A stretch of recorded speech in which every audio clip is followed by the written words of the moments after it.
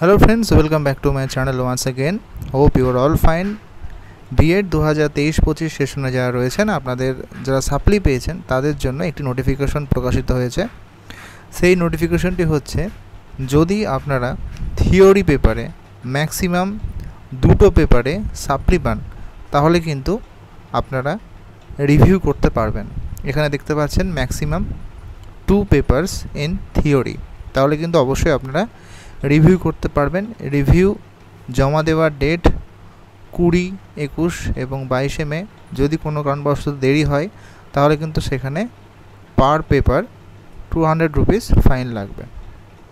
যদি আপনাদের মনে হয় পরবর্তী ভিডিওতে কিভাবে review application form fill up করতে হয় তাহলে অবশ্যই কিন্তু পরবর্তী ভিডিওতে আমি সেই নিয়ে বিস্তারিত আলোচনা করব। যদি মনে হয় যে কীভাবে ফিল আপ করবো, কী প্রয়োজন, তাহলে অবশ্যই কিন্তু পরবর্তী ভিডিওতে আমি সেই নিয়ে অবশ্যই আলোচনা করব যারা সাপ্লি পেয়েছেন।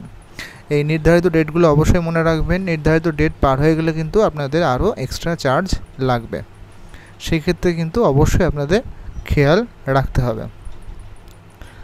যদি ফাইন ছাড়া করেন তাহলে 200 রুপিস পার পেপার, আর যদি ফাইন লাগে তাহলে কিন্তু আরও 200 রুপিস এক্সট্রা লাগবে। ভিডিওটি হেল্পফুল হলে লাইক করতে ভুলবেন না। ধন্যবাদ।